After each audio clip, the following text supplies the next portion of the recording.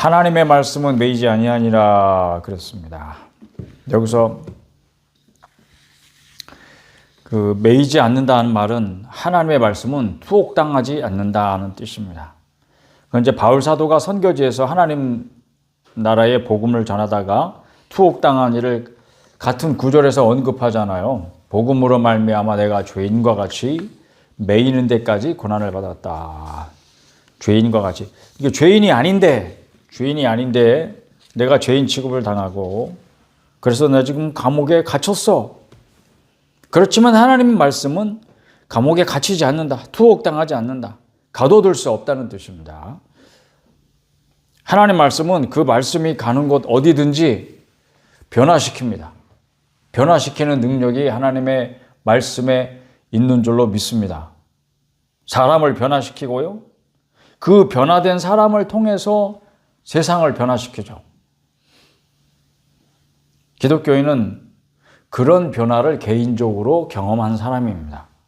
그래서 내 안에 뭔가 변화가 일어난 거예요. 그게 뭐 겉으로 이렇게 드러나는 것은 생활로 드러나죠. 그 사람의 말이나 행동이나 그 사는 모습이나 삶에 대한 그런 것을 경험하는 사람입니다. 그렇지만 우리가 의식하지 못하는 그런 변화도 있죠, 사실. 근데 기독교인으로서 이제 우리가 갖는 소망이 무엇인가? 사도 바울이 잘 요약을 해주고 있습니다. 4장 18절 한번 보실까요? 디모데후서 4장 18절. 다 같이 한번 읽어보십시다. 주께서 나를 모든 악한 일에서 건져내시고 또 그의 천국에 들어가도록 구원하시리니. 네, 이겁니다. 이거예요. 그러니까 이게 그리스도인의 소망입니다. 내가 지금 여기서 사는 동안은 모든 악한 일에서 나를 건져내 주실 것을 바라고 구하는 거예요. 또 결국에는 그의 천국에 들어가도록 나를 구원하실 것이다. 그것을 바라고 구하고 이제 그런 마음으로 살아가는 것이 기독교입니다. 주께서 나를 모든 악한 일에서 건져내실 것입니다. 그리고 건져내고 계십니다. 나는 그것을 경험하고 있습니다. 또 그의 천국에 들어가도록 구원하실 것입니다. 지금 오늘 그 구원이 나에게 이루어졌고 결국 그 천국에 들어가는 것으로서 내가 가진 신앙의 참됨을 주께서 보여주실 것입니다. 천국이 영원한 것이라면 좀 뭐 다른 평가는 다 일시적인 것에 불과한 거죠. 그렇지만 뭐 그렇다고 해가지고 지금 사도 바울이 내가 예수를 믿고 그래서 믿는 사람이 됐어요. 이거 엄청난 변화죠. 그렇지만 사도 바울이 디모데한테 뭘 설명하고 있냐면 지금 현재 상황이 네가 왜 그런 일을 당하는지 그리고 어떤 상황에 놓이게 되는지 그러니까 거듭난 자가 돼도 자연인이 거듭난 자가 되었어. 하나님의 생명이 그 안에 심겨진 사람이 되었어. 그렇다고 하더라도 상황이 뭔가 이렇게 그 주변 환경이 바뀌지는 않는다. 그렇지만 정확하게는 바뀌는 게 있어요. 첫째는 좀 전에도 제가 설명했지만 뭐가 바뀝니까? 여러분 기독교인이 되고 나니까 제일 먼저 바뀌는 게 뭘 것 같아요? 뭐 주변이 달라지진 않아도 뭐 내가 처한 환경이 달라지진 않아도 삶에 대한 자세가 바뀌잖아요. 여러분. 세상을 바라보는 내 생각이 자세가 달라지죠. 그리고 내 자신을 바라보는 나의 자세도 바뀝니다. 그리고 삶에 대한 목적도 달라집니다. 이런 것들이 내가 기독교인이 되면서부터 달라지는 거예요. 그러니까 삶에 대한 자세가 바뀐다는 것은 뭐가 바뀌겠어요? 자세만 바뀌는 게 아니라 결과도 달라지게 될 것입니다. 그리고 두 번째로는 바뀌는 게 있어요. 돕는 분이 계신다는 거예요. 내 힘으로 사는 거하고 도움을 받아 사는 거하고 어느 것이 더 좋겠어요? 내 힘으로 살아봤잖아요, 여러분. 지금도 내 힘으로 뭔가 살아보려고 막 발버둥 치잖아요. 근데 그렇게 살던 사람이 나를 돕는 분이 생기는 거예요. 나의 백그라운드가 생기는 거예요. 이게 엄청난 변화죠. 세 번째는 생명의 활동이 있습니다. 내가 살아나고 자라고 변화되고 열매가 있고 그 열매가 곳곳에 있습니다. 왜냐하면 내가 계속 자라나는 것이니까. 그리고 나만 해당하는 문제냐? 그게 아니라 살리는 활동을 하게 되는 거야. 내가 나만 살아난 게 아니고 내가 살아남으로써 나하고 관계된 모든 활동들, 모든 사람들 속에 뭔가 그들을 살리고자 하는 활동을 내가 하게 되는 거예요. 생명의 활동이 있습니다. 그리고 자연스러운 거지만 주변이 바뀝니다. 바뀌기 시작하죠. 나의 영향 아래에 있는 것들이. 나의 영향 아래에 있는 것들이 있을 거 아니야. 내 영향을 받고 있는 사람들도 있을 것이고 어떤 일도 있을 것이고 그러니까 나의 영향 아래에 있는 것들이 주변이 바뀌기 시작합니다. 그리고 이거는 이제 긍정적인 측면에서 나로 인하여 뭔가 조금이라도 바뀌는 나의 영향력이 선한 영향력이라고 하는 말을 많이 쓰잖아요, 요새. 선한 영향력. 내가 어떤 영향력을 행사할 수 있는 범위가 사람마다 다 달라요. 그걸 그릇이라고 표현하기도 하죠. 작은 사람도 있고 여러분 큰 사람도 있어요. 그거를 똑같은 테두리 안에서 우리가 다 마음을 하나로 해서 다 같이 뭔가를 해보자. 그런 얘기를 하는 게 아니에요, 여러분. 우리가 살아난다고 하더라도 우리 각자의 개성과 우리가 각자 가지고 있는 그런 그릇의 크기가 다 같아진다는 이야기를 하는 게 아니에요. 하나님이 다 우리를 똑같이 공장에서 공산품 찍어내듯이 그렇게 만드신다는 것이 아닙니다. 그러니까 자기가 영향을 행사할 수 있는 그 범위나 그릇의 크기가 다 다른데 거기서 각자가 영향을 미치는 것들이 있다 그런 뜻이에요. 그럼 반대로 말하면 방해도 있습니다. 전에 없던 그런 방해들을 당하면 어떻게 돼요? 사람들이 당황스럽게 되죠. 그리고 어떤 사람들은 마음이 어려워질 거예요. 어려워집니다. 왜 이런 일이 생기는가? 가만히 생각해 보면 기독교는 이를테면 축구에도 보면 공격수가 있고 수비수가 있고 그렇잖아요. 그러니까 막 옛날에 한국 축구가 가지고 있는 그 약점 중에 하나가 우르르 몰려갔다 우르르 몰려오고 막 그런 거 있잖아요. 공 따라가면서. 이제 그러면 안 되죠. 자기 자리를 잘 지켜서 거기서 자기 역할들을 잘 해내는 게 이게 이제 고급 축구가 되는 건데 그러려면 자기 실력이 있어야 되는 거잖아요. 보는 눈도 정확해야 되고 기독교는 수비가 아니고 공격이기 때문에 그런 거예요. 하나님의 나라가요. 사탄의 나라에 침공에 들어간 거예요. 지금 우리는 생각해요. 우리의 신앙을 지킨다 하니까 수비적으로 생각하고 세상이 막 나한테 공격을 해오고 내가 가지고 있는 신앙을 뺏으려고 하고 그러면 나는 수비를 생각하는 거예요. 내 믿음을 지키기 위해서. 내 신앙을 지키기 위해서. 여러분 얼른 생각하면 그 굉장히 수비적으로 생각하잖아요. 하지만 기독교는 여러분 수비하는 게 아니에요. 방어하는 게 아닙니다. 공격하는 것입니다. 하나님의 나라가 사탄의 나라에 침공에 들어간 거예요. 이게 개인적인 차원도 그렇죠. 내가 이전에는 사탄에게 굴복하고 죄에게 굴복하고 세상에게 굴복하고 육신에게 굴복하고 그래서 거기에 굴복당해서 살았어. 근데 거기에 빛이 비친 거예요. 복음이 들어온 거예요. 하나님의 나라가 침공에 들어온 거예요. 그래서 나를 사랑의 아들의 나라로 옮겼어요. 어두움에서 빛으로 옮기셨어요. 그게 하나님이 하신 일이에요. 그게 개인적인 차원에만 그렇겠습니까? 나라적인 차원, 국가적 차원에서, 지역적 차원에서 사탄의 나라에 하나님의 나라가 계속 침공에 들어오니까 사탄이 어떻게 하겠어요? 계속 수세에 몰리잖아요. 그러니까 수세에 몰리면서 가만히 도망만 가겠냐고. 계속 저항하겠죠, 저항. 누가복음 11장에 보면 예수님께서 그 얘기 하셨어요. 어떤 사람들이 예수님께서 병을 고치시고 또 뭐 하셨어요? 가시는 곳마다 귀신을 쫓아내셨어요. 그 귀신이 어디에 있던 귀신이에요? 사람들 속에서 역사하는 귀신들이 있었어요. 어제 가는 데마다 그렇게 귀신들이 많은지 아니, 지금 그 예수님이 활동하던 그 시대만 그랬겠습니까?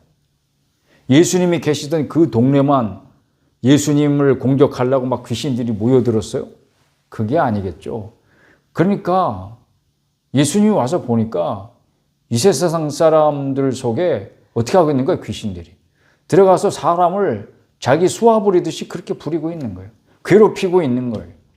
그러니까 이 땅이 어찌 보면 사탄의 나라였다는 거예요. 사탄의 졸개들이 그렇게 활동하고 자기 마음대로 움직일 수 있는 사람들을 자기 수하에 두는 것처럼 그렇게 사탄의 나라였다는 거예요. 거기에 하나님의 나라가 침공에 들어와서 그 영역을 넓히기 시작했어요. 지금까지 그렇게 영역을 넓혀가고 있는 거예요. 그러니까 사탄의 나라가 계속 저항을 하겠죠. 그 얘기를 누가복음 11장에서 예수님이 하신 거예요. 강한 자가 와서, 강한 자가 사탄이란 말이에요. 그래서 자기 수하의 사람들을 자기 마음대로 부리고 있는데 온갖 악한 짓을 저지르게 하고 죄를 저지르게 하고 망하게 하고 죽게 하고 막 그러고 있는데 더 강한 자가 와서 그 강한 자를 굴복시킨 거야. 그러고 나서 어떻게 해요? 그의 것을 빼앗는 거예요. 그게 전리품이에요. 우리의 생명은 마치 더 강한 자이신 예수님께서 오셔서 강한 자에게 사로잡혀 있던 그 소유물을 뺏어가지고 자기의 전리품으로 삼으신 거하고 똑같은 거예요. 그렇게 생각해 보세요. 그러니까 사단은 지금도 기독교를 뭔가 수세에 몰려서 지켜야만 하는 어떤 것으로 생각하게 만들고 있어요. 사탄이. 그러니까 기독교인들의 생각을 좀 바꿔야 되는 거예요. 우리는 뭔가를 지키는 사람들이 아니고 공격해 들어가는 거예요. 그러니까 좀 더 공격적이 되어야 되고, 그러니까 오해는 하지 마세요. 공격적이라고 하니까 마치 막 거칠게 폭력을 행사하고 막 폭력적이고 거칠고 이렇게 생각하면 안 돼요, 여러분. 우리의 공격은 거칠어서 되는 것이 아닙니다. 폭력을 행사하는 것이 우리의 공격의 방법이 아니에요. 예수님께서 하신 것을 생각해 봐요. 무엇으로 공격하셨나? 말씀으로 공격하셨잖아요. 말씀. 하나님의 말씀에 의지해서, 말씀의 권위에 의지해서 공격을 하셨죠. 다만 말씀으로만 하신 거예요. 귀신들 쫓아내실 때도 폭력을 행사하신 게 아니란 말이에요. 그러니까 하나님의 사람들도 소위 뭔가 공격적이게 한다는 것이 거칠어서는 되지 않습니다. 복음을 위해서 고난도 마다하지 않는 사람들이 있습니다. 그러니까 모든 그리스도인들이 다 그런 건 아니에요. 전도자는 고난을 당합니다. 우리가 성경을 봐도 그렇고 우리의 실제 생활에도 봐도 그렇고 그렇잖아요. 전도사님, 목사님, 또 선교사님, 또 사명자들을 보면 고난을 당하게 되어 있습니다. 지금 디모데가 어려움을 겪고 있는 거예요. 디모데는 이제 목사인데 바울이 파송을 한 거잖아요. 바울이 전도해서 세워진 지역 교회에 너 가서 그 교회를 목회해라. 그리고 디모데를 파송한 거예요. 근데 디모데가 건강도 좋지 않고 병약합니다. 그리고 병약한 사람들은 심약해요. 마음이 약해. 그러니까 디모데가 공격을 당하면 굉장히 의기소침해지고 그런 성격을 가지고 있는 거예요. 그러니까 바울이 보내놓고 지금 어떤 상황인지를 뻔히 아니까 당하고 있는 어려움, 마음이 많이 어렵겠구나. 그리고 보낸 편지가 디모데 전서, 디모데 후서 그렇습니다. 그러니까 어떤 내용을 담고 있겠어요? 특별히 개인적으로 목회자로서 디모데가 겪을 어려움이 무엇인가? 그 본질이 무엇인가? 그리고 그것을 어떻게 대처해야 되는가? 그런 내용을 이야기하고 있을 거 아니에요. 그리고 마지막에 우리 디모데 후서 마지막 보시면 이 개인적으로 바울이 디모데에게 보낸 편지이긴 하지만 혼자 읽고 감추어 드러나는 뜻으로 이 편지를 보낸 것이 아니고 이게 개인적인 문제뿐만이 아니고 모든 성도들에게 같은 문제다. 그러니까 이 편지를 너 혼자 읽는 것이 아니고 온 교회 성도들에게 같이 읽어라 라고 보내는 것이 틀림없어요. 디모데후서 4장 마지막 절 봐봐요. 22절에 보면 같이 한번 읽어보실까요? 나는 주께서 내 심령에 함께 계시기를 바라노니 은혜가 너희와 함께 있을지어다. 너희가 누구겠어요? 이게 복수형이란 말이에요. 그러니까 디모데 혼자에게만 보낸 편지가 아니고 사실은 바울이 사랑하는 디모데, 아들 같은 디모데에게 네가 겪고 있는 어려움이 무엇인지 나도 너무 잘 알아. 나도 이미 그걸 겪었어. 그러니 내 마음이 너를 얼마나 생각하면서 안타까워하는지 너도 알아줬으면 좋겠어. 내가 너를 위해서 너 보내놓고 내가 주야로 정말 기도한다. 마음 놓지 못하고. 그렇지만 넌 이겨내길 바란다. 이렇게 격려하면서 그리고 은혜가 너희와 함께 있을지어다. 그 디모데가 섬기는 교회의 성도들에게도 함께 은혜를 빌고 있는 것으로 보아서 우리 모든 그리스도인들 자신을 어떤 의미에서는 사명자로 부르심을 받은 것이다. 이렇게 말할 수 있어요. 모든 그리스도인들은 사명자다. 왜냐하면 그 자신이 예수님 표현에 의하면 빛으로 부르심을 받은 것이니까. 세상에 대하여 소금으로 부르심을 받은 것이니까. 그러니까 소금으로서의 사명은 뭐예요? 맛을 내는 거예요. 빛으로서의 사명은 뭘까요? 빛을 비추는 거예요. 그렇죠. 그런 의미에서 우리 모두 한 사람 한 사람이 자기 자리에서 사명자인 줄로 믿습니다. 그럼 뭘 예상해야 돼요? 고난을 예상해야 돼요. 그거는 복음이 고난을 초래한다는 뜻이 아니에요. 복음이 있는 곳에는 무조건 고난이 있다. 복음을 받아들이면 무조건 고난이 있다. 그걸 말하는 게 아니에요, 여러분. 그 디모데 후서에만 쓰인 특별한 단어가 있더라고요. 1장 8절 한번 보실까요? 한번 읽어보십시다. 그러므로 너는 내가 우리 주를 증언함과 또는 주를 위하여 갇힌 자 된 나를 부끄러워하지 말고 오직 하나님의 능력을 따라 복음과 함께 고난을 받으라. 여기에 함께 고난을 받으라 하는 이 말이에요.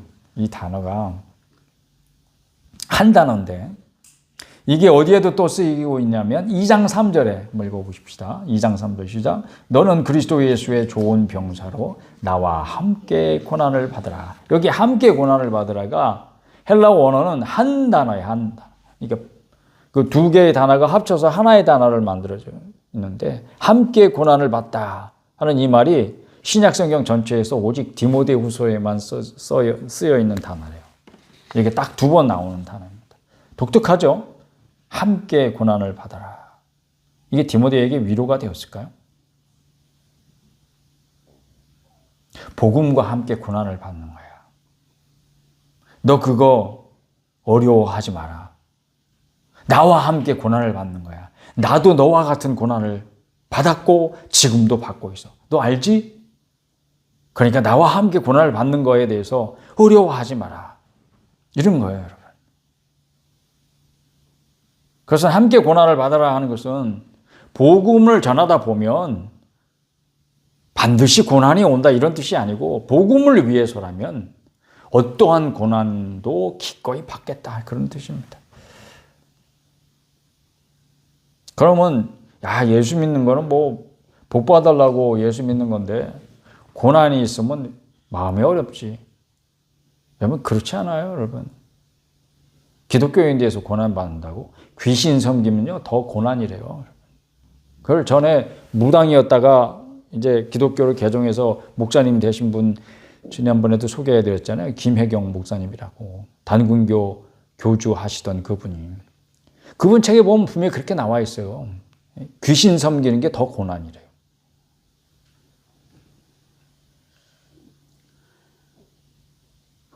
공연이 이제 그런 거는 있어요, 여러분. 사도 바울이 자기가 고난 이야기를 하는 것이 지금도 이제 뭐 자기가 감옥에 갇혀 있잖아요. 그러니까 당시에 감옥에 갇히는 거는 어떤 사람들이 감옥에 가둘 수 있을까? 아무나 그렇지는 않잖아요. 권력을 가진 사람 혹은 뭐 그 지역을 다스리는 뭐 시장이든지 아니면 로마 제국이었으니까 뭐 총독이 됐든지 뭐 그런 관리들이 있을 거 아니야. 그러니까 그런 권력자들이 보기에 이 사람은 반사회적인 인물이야. 질서를 어지럽히는 사람이야. 그렇게 판단이 되니까 감옥에 갇히게 될 거 아니에요? 그런 것뿐만 아니고 공연히 가는 곳마다 그 사람을 미워하는 그런 세력들이 있어요. 집단이 있었어요. 그래서 미움을 받아가지고 린치를 당한 거잖아요. 린치가 뭐예요? 그냥 법의 어떤 법적인 그런 제재가 아니고 개인적으로 폭행을 가하는 거죠. 유대교인들이 반대 세력이 있어요. 지금도요, 기독교의 최대 적대 세력이 뭔지 압니까? 네, 유대교예요, 유대교. 유대교는 지금도 기독교의 전 세계적으로 가장 강력한 적대 세력 중에 하나입니다. 그건 부인할 수 없어요. 그러니까 우리가 신앙을 지키다 보면 기독교인으로서 애매히 고난 당하는 것 중에 하나가 이제 그런 거잖아요. 그런 게 이제 우리가 처하고 있는 현재 상황이에요. 근데 그런 상황 속에서 우리가 무엇을 어떻게 해야 할까요? 우리가 무엇에 힘써야 될까요? 그것이 이제 오늘 말씀을 통해서 저에게 또 여러분에게 오늘 주시는 그런 메시지입니다. 자라가야 됩니다. 사랑하는 여러분, 믿음 안에서 자라가십시오. 낮은 차원에 만족하지 말라는 뜻입니다. 근데 우리가 믿음이 자라한다는 것은 구체적으로 무엇이 자라는 것일까요? 하나님을 아는 지식에서 자라가는 것입니다. 그러니까 내가 기독교인이 되면 힘써야 될 것은 무엇이냐면 내가 믿는 하나님이 어떤 분이신가를 여러분들이 그냥 주워 들은 거에 만족하지 말고 점점 더 깊이 알아야 된다는 거예요. 그래서 성경을 상고하는 거죠, 사실은. 아, 하나님이 어떤 분이신가? 여러분들, 자, 누가 물었어요, 여러분. 야, 너가 기독교인이야? 기독교는 뭘 믿는 거야? 하나님을 믿지. 그럼 네가 믿는 하나님은 어떤 존재야? 어떤 분이야? 설명해봐. 그럼 여러분은 설명해야 된다는 말이죠. 그러면 여러분이 알고 있는 한에서 뭔가 설명이 이루어질 거잖아요. 그렇죠? 그런다고 해서 사람들이 아, 하나님이 그런 분이었어? 나도 한번 믿어보리라. 그런 사람은 거의 없을 거예요. 뭘 설득하라는 얘기가 아니고 내가 믿는 하나님이 어떤 분이신 정확하게 내가 알고 있어야 한다. 정확하게. 왜 정확하게라는 표현을 제가 썼냐면 이게 정확하지 않으니까 거기에 대해서 공격이 들어오면 자기가 뭐라고 변명도 못하고 방어도 못하고 오히려 끌려가는 자가 있다. 내가 뭘 잘못 알았나? 저 사람 설명이 더 그럴듯하고 더 합리적이고 더 정확한데? 이러면서 잘못된 가르침으로 끌려가는 사람들이 있더라. 그런 얘기예요, 여러분. 그러므로 여러분이 힘써 지금도 해야 될 일은 뭐냐면 저는 그 한 가지를 말하고 싶은 거예요. 하나님을 아는 지식에서 자라가십시오. 딴 게 없어요. 그러니까 여러분이 지금 받은 바 은혜에 만족하면 안 되는 거예요. 은혜가 너희와 함께 있을지어다. 디모데후서의 결론은 그거라고 생각해. 마지막 말씀이 은혜가 너희와 함께 있을지어다.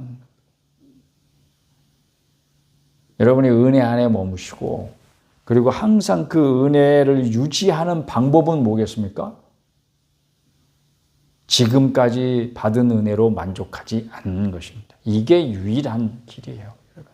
만족하잖아요. 금방 고갈됩니다. 왜냐하면 실제 경험도 그럴 거예요. 이제 만족하는 순간 여러분 됐어요.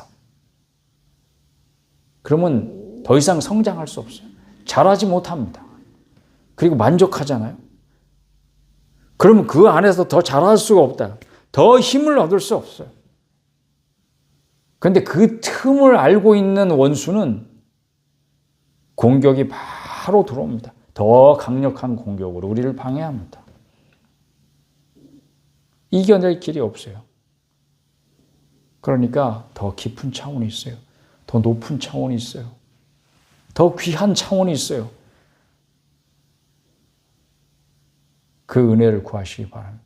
더 사모하시고 은혜가 너희와 함께 있을지어다. 이 말은 너희가 은혜 안에서 계속 자랄지어다. 더 은혜를 날마다 새롭게 구할지어다. 이 말 뜻인 것을 여러분 깨달을 수 있기를 바랍니다. 그러니까 하나님 앞에 계속 기도와 간구로 깨어 있어야 하는 이유 중에 가장 중요한 이유는 뭐냐면 여러분이 은혜를 받아야 하기 때문입니다. 여러분에게 날마다 새로운 은혜가 더해져야 하기 때문입니다. 그 은혜 안에서 자라가야 하기 때문입니다. 은혜가 필요 없는 시간이 있을까요? 난 요 시간만큼은 은혜 없이 그냥 내 힘으로 어떻게 해봐야 돼. 그런 시간이 하루에 24시간 중에 있을까요? 잠자는 그 순간에 여러분이 아무것도 할 수 없고 아무것도 할 필요가 없는 시간이지만 그 시간에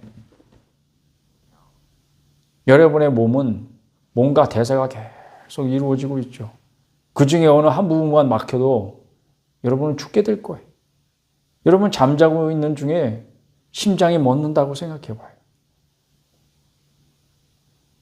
아니면 숨이 멎는다고 생각해 봐요. 여러분 그 순간은 생명을 이어갈 수 없는 거예요. 그러니까 여러분이 의식하는 모든 순간, 의식하지 못하는 모든 순간 여러분은 은혜가 필요합니다. 그러므로 항상 깨어 있어서 기도와 간구로 늘 하나님과 연결되는 성도가 되시기를 축복합니다. 왜? 은혜 없이는 살 수 없는 존재이기 때문에. 이전에는 은혜를 몰랐고 은혜 안에 있지 않았을 때는 내 힘으로 살려고 발버둥치는 것 같고 내 힘으로 살았던 것 같지만 그때도 하나님은 나를 긍휼히 여기시고 나를 사랑하셨다는 것 사실. 이제는 그 사실을 알게 된 거죠. 그러니 어떻게 합니까? 더 은혜 안에 있기를 힘써야 될 것입니다. 그래서 다른 말로 말하면 계명을 지키는 거죠. 하나님의 말씀을 듣고 지키는 것입니다. 그게 은혜 안에 있는 비결이죠. 더 큰 은혜를 구하는 방법입니다.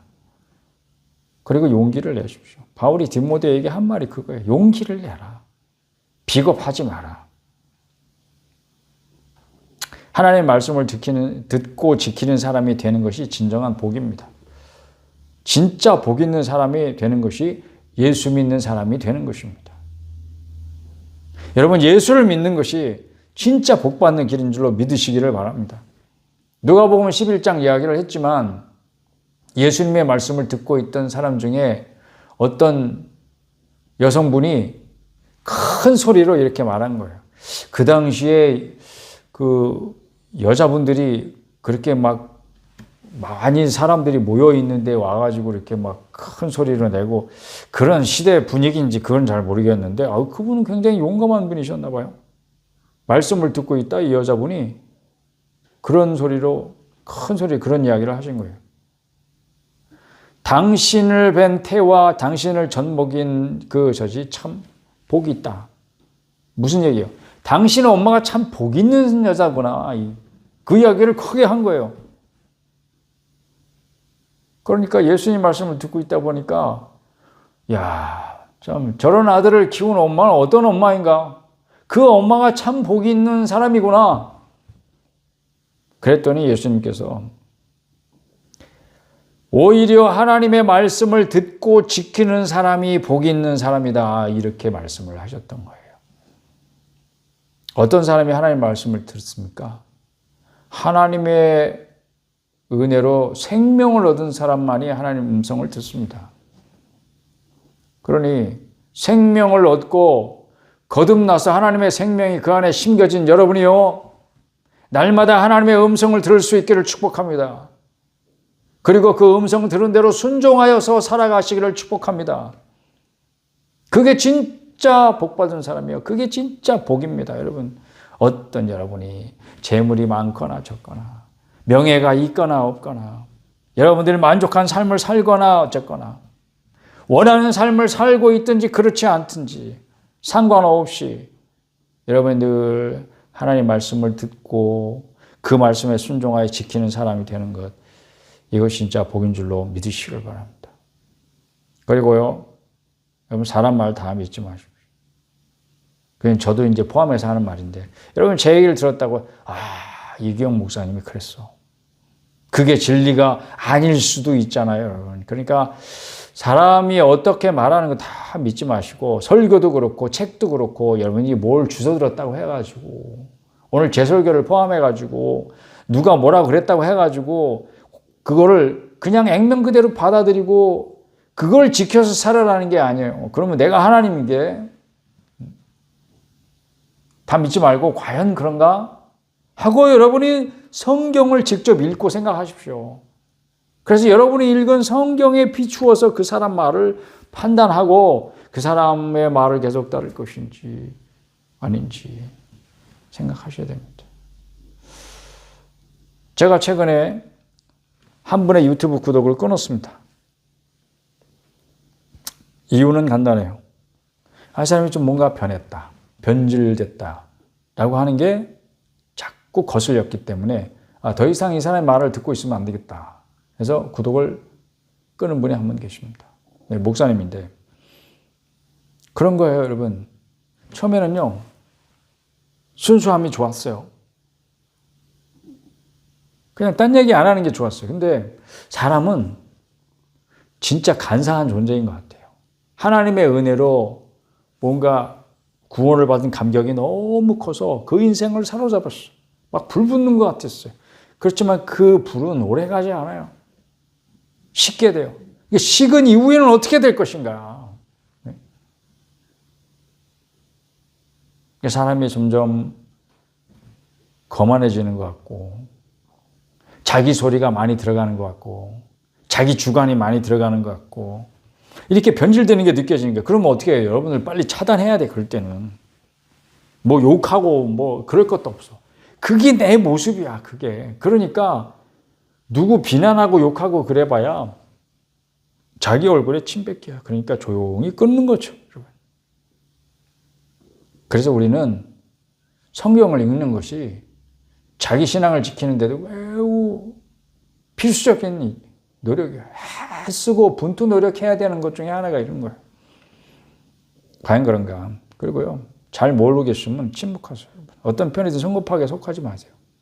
그러니까 지금 막 뭔가 분위기에 휩쓸려가지고 어느 쪽인가 속해서 그 편의 말을 나의 말로 삼아야 될 것 같잖아요. 그런데 속지 마시란 말이에요. 좀 전에 분명히 말씀드렸지만 우리는 자기 위치가 있어요. 자기 그릇이 다 있어요.